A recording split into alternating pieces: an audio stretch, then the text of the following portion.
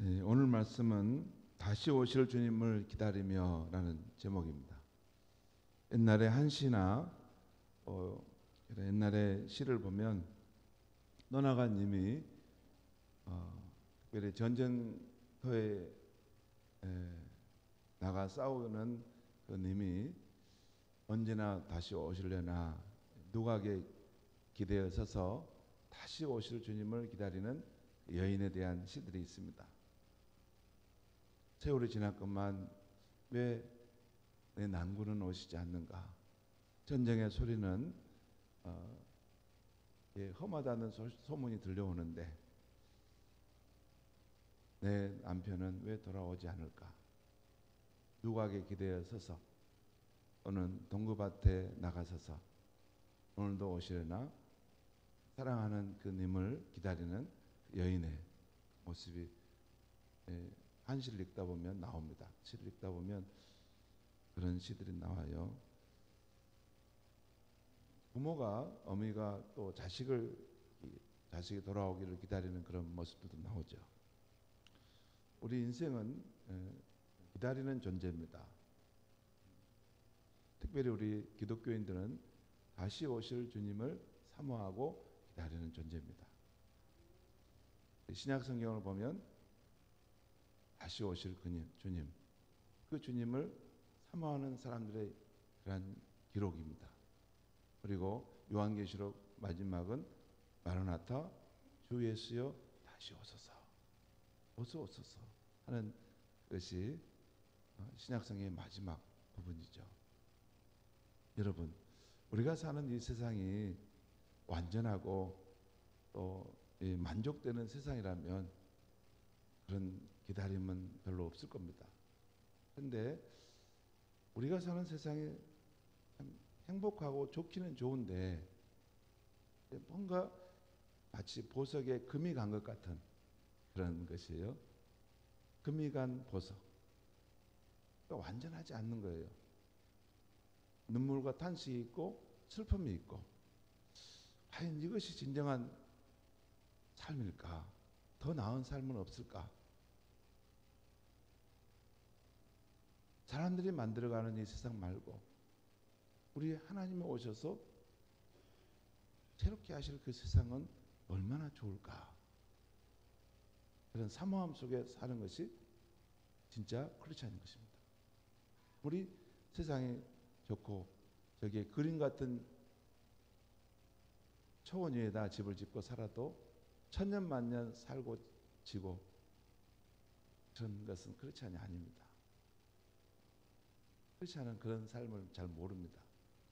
왜냐하면 우리는 지금 오는 이 세상이 어떤 세상인지를 알아요.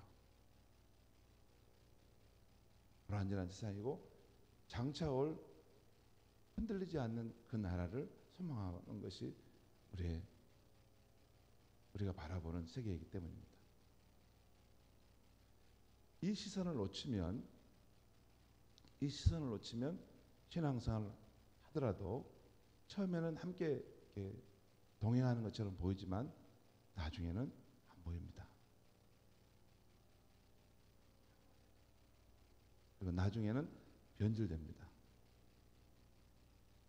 변질돼서 처음에는 같은 초심의 마음을 가지고 시작했는데 나중에는 그런 살아있는 그런 싱싱한 신앙이 아니라 변질되어 있는 신앙을 가지고 서 있는 것을 봅니다. 기독교 신앙은 예수 그리스도와 나와의 1:1 신앙입니다. 예수님께서 이 땅에 오셔서 우리를 구원하는 사역을 하시면서 우리에게 장차 올 그 나라가 있다. 그 나라를 늘 꿈을 잊지 마라. 예수의 나라가 반드시 이 땅에 임하게 될 텐데 그 나라의 백성으로 너희는 준비하다가 그 나라를 맞이하라 하는 것이 예수님의 메시지의 핵심입니다. 그래서 우리는 늘 다시 오실 주님을 언제나 오실까 하는 생각을 하며 살아가는 것입니다. 이 땅에서 아무것도 하지 않는 것은 아니에요. 다 해요. 세상 사람처럼 다 합니다. 다 해요. 근데 우리의 내면에는 우리 주님이 언제나 오실까? 언제나 오실까? 이렇게 생각을 하고 준비하며 사는 것입니다. 오늘 말씀은 세례요한이 먼저 먼저 사람들에게 나타나서 죄사함을 받게 하는 회개의 세례를 베풀면서 예수님이 오실 길을 준비한다는 내용입니다. 먼저 세례요한이 역사 속에 등장하는 그 시대를 말씀하고 있어요. 1절에서 3절까지 말씀 보겠습니다. 제가 읽겠습니다. 디베라 황제가 통치한 지 15해 곧 본디오 빌라도가 유대의 총독으로 헤롯이 갈릴리의 분봉왕으로 그 동생 빌립이 이두레와 드라고리 지방의 분봉왕으로 루사니아가 아빌레네의 분봉왕으로 안나스와 가야바가 대제사장으로 있을 때 하나님의 말씀이 빈들에서 사가랴의 아들 요한에게 임하니라. 여러분 예수님이 태어나실 때 누가복음 2장에 보면 가이사 아구스토라는 황제가 천하로 하여금 호적을 등록하라고 했다는 것을 여러분 보았죠. 그 사람이 로마 제국의 초대 황제입니다. 그리고 이 디베라 황제는 두 번째 황제입니다. 디베라 황제는 주님이 오신 후 14년에 로마 제국의 통치자로 등극합니다. 자, 근데 이 디베라 황제가 통치한 지 15해 되는데, 그러니까 뭐냐면 주 19년 주 29년이 될 때죠. 주 29년. 왜냐면 14년 플러스 통치한 해가 15년 더하니까 29년이죠. 그리고 그때는 유다 총독으로는 본디오 빌라도가 있었고 또 갈릴리의 분봉왕으로는 헤롯 왕이 있었다는 것을 말씀하고 있어요. 바로 근데 이때 하나님의 말씀이 빈들에서 사가랴의 아들 요한에게 임한지라. 우리 사가랴가 누군지 알죠? 우리 누가복음 1장에서 좀 엘리사벳과 사가랴를 통해서 낳은 아들이 요한이지 않습니까? 요한에게 임한지라. 요한이 요단강 부근 각처에 와서 죄 사함을 받게 하는 회개의 세례를 전파하니, 지금 오실 주님의 길을 지금 준비하는 일을 위해서 회개의 세례를 전파했다는 것입니다. 다음은 누가복음의 저자가 이 구약 이사야 선지자 예언을 인용하면서 이 예언이 이 세례 요한에게서 성취된 것을 말씀하고 있는 것입니다. 그것이 4절에서 6절에 나와 있어요. 제가 또 읽겠습니다. 선지자 이사야의 책에 쓴 바, 여기 이사야의 책에, 그러니까 이사야서의 내용이죠. 그 다음 내용은 이사야 40장 3절 이하의 내용을 신약 성경에서 이것이 지금 누가가 이것을 발췌해서 정리한 건데, 제가 읽겠습니다. 광야에서 외치는 자의 소리가 있어 이르되 너희는 주의 길을 준비하라, 그의 오실 길을 곧게 하라. 5절 모든 골짜기가 메워지고 모든 산과 작은 산이 낮아지고 굽은 것이 곧아지고 험한 길이 평탄하여질 것이요 모든 육체가 하나님의 구원하심을 보리라 함과 같으니라. 그러니까 주님이 오실 길을 준비한다는 거예요. 여러분, 왕으로 행차하시는 주님이신데 그분 맞이할 수 있으려면 모든 골짜기가 이렇게 평평하게 메워지고 또 높은 산들이 낮아지고 굽은 것들은 고두게 펴지고 또 험한 길이 평탄하게 되면서 진정한 왕이 오실 때 그건 왕이 오실 길을 준비하는 거죠. 이것은 은유적인 표현인데 진정한 왕으로 오실 예수님을 맞이할 사람의 마음입니다. 사람의 마음, 교만한 마음, 또 삐뚤어진 마음, 또 거세고 험한 마음들을 이렇게 바르게 죄사함의 그런 회개의 세례를 베풀면서 정말 온유하고 겸손한 마음, 우리 오실 주님을 맞이할 수 있는 그 마음의 준비를 한다는 그런 의미도 있습니다. 물론 사회적인 환경을 바꾼다는 의미도 있을 수도 있죠. 그래서 모든 육체가 하나님의 구원하심을 보리라 함과 같으니라 하는 말씀입니다. 그 다음 내용은 요한이 세례를 받으러 자신에게 나온 유대인들을 향해 설교를 하는 것과 그 설교를 들은 사람들의 반응이 나옵니다. 7절에서 10절까지 말씀을 제가 읽겠습니다. 요한이 세례 받으러 나오는 무리에게 이르되, 유대인들을 말할 수 있습니다. 무리들은 유대인들이에요. 독사의 자식들아, 누가 너에게 일러 장차 올 진노를 피하라 하더냐. 그러니까 장차 올 진노의 심판이 있다는 것입니다. 근데 누가 너에게 그 심판이 너에게는 없다는 말을 하더냐라는 것입니다. 그렇지 않다는 것. 너희에게도 심판이 있다는 것입니다. 8절, 그러므로 흙에 합당한 열매를 맺고 속으로 아브라함이 우리 조상이라 말하지 말라. 그러니까 주님이 오실 때, 심판주로 오실 주님이 오실 때 그분을 맞이할 때 두렵지 않도록 회개에 합당한 열매를 맺고 또 속으로 아브라함이 우리 조상이라 말하지 말라라는 말은 나는 아브라함의 후손이기 때문에, 언약 자손이기 때문에 나는 당연히 구원받는다라는 그런 자만하심을 갖지 말라는 것입니다. 그 다음에 우리 8절 중간에 있겠습니다. 내가 너에게 이르노니, 지금 세례 요한이 그 유대인들 향해 말하는 거죠. 하나님이 능히 이 돌들로도 아브라함의 자손이 되게 하시리라. 하나님의 능력이 어떤 건지를 말하는 거죠. 이 돌들로도 아브라함이 자손이 되게 한다. 그 말은 뭐 사실 여러분 이 돌이 아브라함의 자손이 된다 이렇게 생각하는 것보다는 돌덩이처럼 그 마음이 굳어 있고 그 마음이 완고한 존재도 하나님의 능력으로 행하시면 그를 정말 부드러운 아브라함의 자손으로 바꿔낼 수 있다는 것입니다. 그러니까 너희가 언약 자손이라고 자만하지 말라는 것입니다. 9절 보겠습니다. 이미 도끼가 나무 뿌리에 놓였으니, 이것은 하나님의 심판이 임박했다는 거예요. 그러니까 이미 다 모든 심판의 그런 준비는 다 끝났다는 거예요. 이제 어떻게 할까요? 주님 어떻게 할까요? 왕이 어떻게 할까요? 바로 그 나무를 쳐라 하면 그때 끝나는 것입니다. 그 말이죠. 회개의 열매가 없이 자고하고 자만하다면 그 심판으로 그 나무가 찢겨질 거라는 것입니다. 좋은 열매 맺지 아니하는 나무마다 찢겨 불에 던져지리라.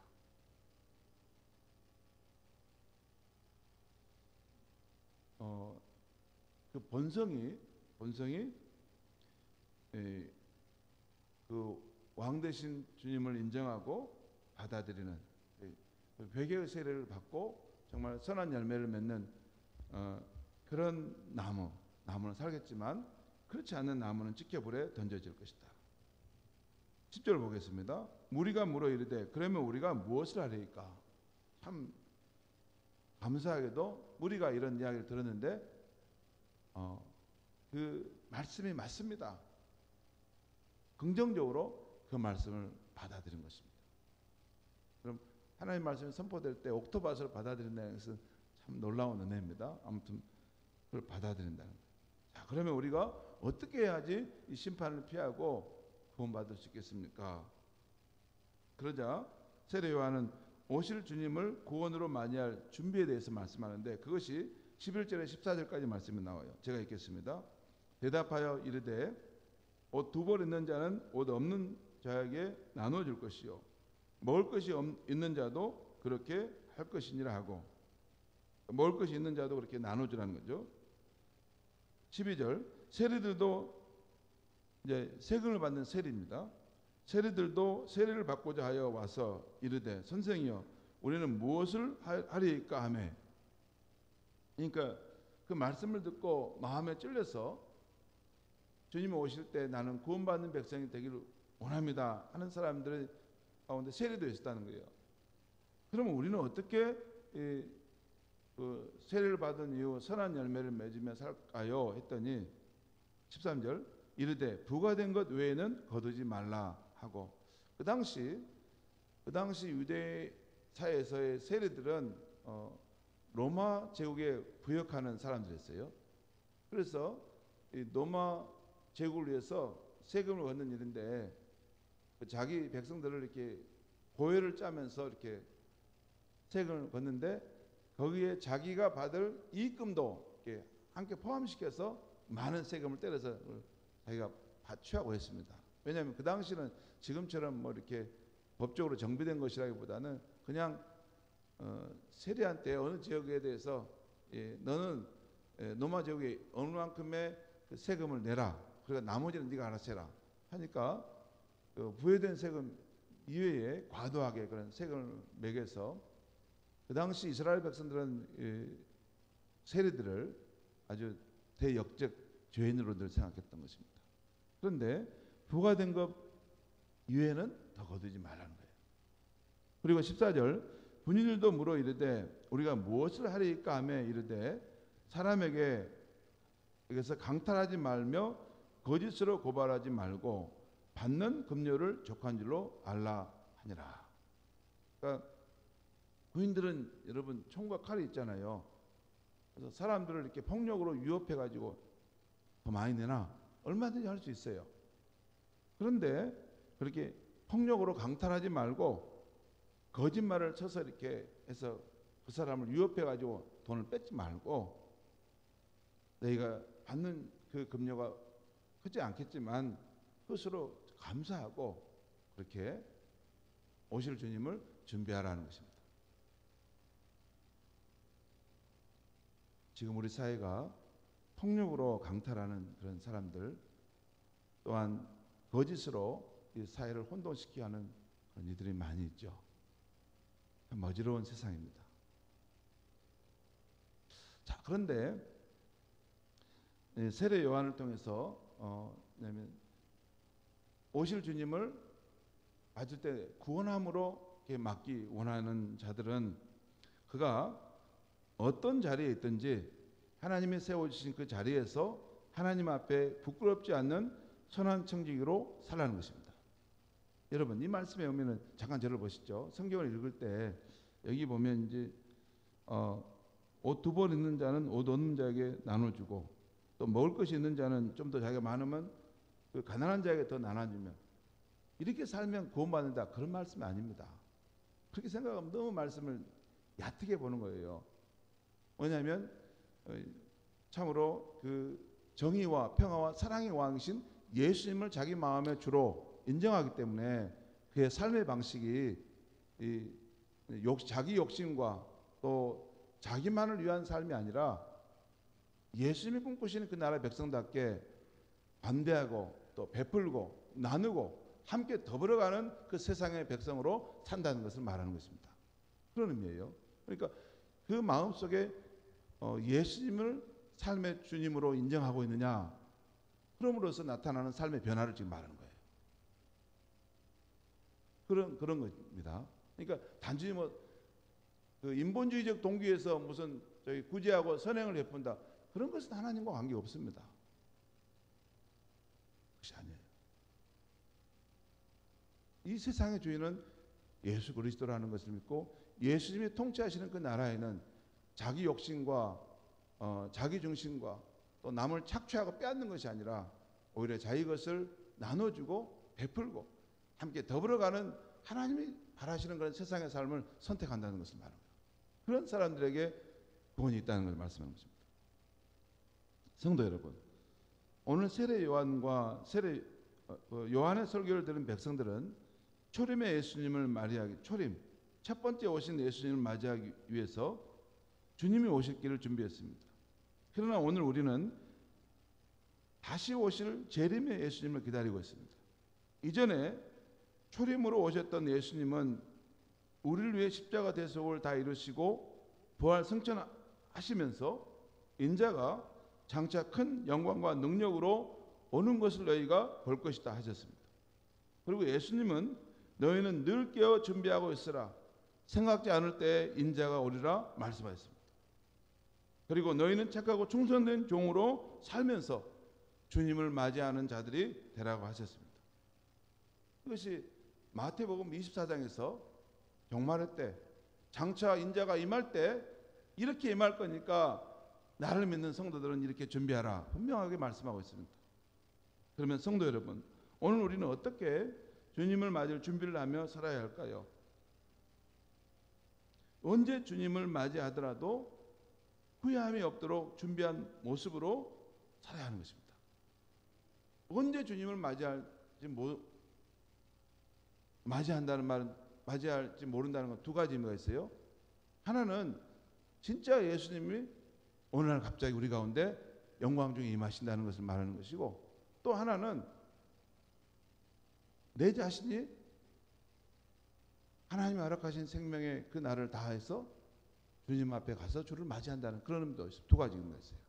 그 날이 언제 올지는 모르는 것입니다.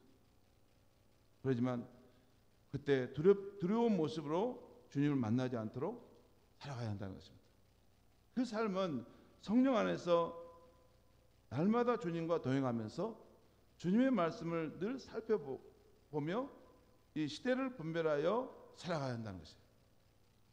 주님의 말씀을 늘 읽을 때 이 말씀을 통해서 이 시대를 분별해야 돼요. 지금 이 시대가 어느 시대인가? 종말의 시대, 마지막 시대를 향해서 가고 있는가 하는 것을 분별할 줄 알아야 된다. 또한 오늘 요한을 통해 일깨워준 것처럼 주님이 세워주신 어떤 자리에서든지 주님 앞에 부끄럽지 않는 선한 청지기로 살다가 주님을 맞이하는 것입니다. 저와 여러분은 주님의 세워주신 자리가 있어요. 저는 저희 가정의 가장입니다. 두 딸과 막내 아들을 두고 아내와 함께 살아가는 가정의 가장이고, 저는 순천 은성교회 담임 목사입니다. 그리고 저는 지금 비상계엄으로 혼돈의 상황 속에 있는 대한민국의 나라라는 것에 사는 한 백성입니다. 나는 이런 상황 속에 놓여 있어요. 이런 상황 속에서 놓여 있고, 지금 내게 한 가정의 가장으로서 또 한 교회의 목사로서 이러한 시대의 상황 속에서 한 백성으로서 너는 주의 말씀을 늘 살펴서 이 시대가 어떤 시대인지를 분별하는 것이에요. 그리고 너를 세워주신 그 자리에서 언제 주님이 다시 오실지라도 그 주님 앞에 부끄럽지 않는 그런 모습으로 살다가 주를 맞이하는 것입니다. 여러분은 어떠신지 모르는데 저는 항상 그 생각합니다. 제가 가정에서 우리 아이들을 돌보고 또 아이들을 이렇게 온전한 사인으로 살도록 준비시키고, 또 제가 이 순천 은성교회 담임 목사로서 우리 성도들을 목양하고 성도들의 신앙의 삶을 본면하고 세우는 일을 합니다. 그리고 우리가 사는 이 시대가 또한 이 대통령의 비상계엄으로 정말 혼돈하고 어려운 시대가 됐어요. 저는 영적 지도자이기 때문에 앞으로 이 시대가 어떻게 될 것인가, 우리 후손들은 앞으로 어떤 시대 속에 살아갈 것인가, 때로는 걱정하면서 주님 앞에 기도하며 살아가요. 그런데 그와 별도로 제 내면에 또 하나 중요한 흐름이 있는데, 나 개인적으로 주님과의 관계에서 주님이 언제 오시든지 나는 괜찮을까? 주님 앞에 섰을 때 두려운 모습으로 주님을 만나지 않을 수 있을까? 이것을 또 제 마음속에 생각하고 살고 있는 거죠. 요즘은 시대가 많이 달라져서 신자들도 해이해져 사는 모습을 봅니다. 예전과 달라졌어요. 진짜 예전과 달라졌어요. 너무나 풍요로운 시대가 된 것이 오히려 우리의 삶과 신앙을 더욱 어렵게 하는구나라는 것도 느끼고 있습니다. 그러나 여러분, 반드시 기억해야 됩니다. 기독교 신앙은 주님과 나와의 1:1 관계의 신앙입니다. 1:1 관계의 신앙이에요. 다시 오실 주님을 맞이하는 것도 납니다. 다른 누가 맞이하는 게 아니라 나요, 나. 그러므로 세상이 흔들리고 사람들이 변할지라도 나는 다시 오실 주님을 기다리면서 내 할 본분을 다하고 그러다 보면 영광 중에 오실 주님을 맞이하게 될 것입니다. 그리고 그렇게 살면 내 주변에 있는 사람들이 진짜 하나님의 살아계신다는 것과 정말 장차 오실 그 주님의 나라가 있는가 보구나 하고 우리의 뒤를 따라오게 될 줄 믿습니다. 기도하겠습니다.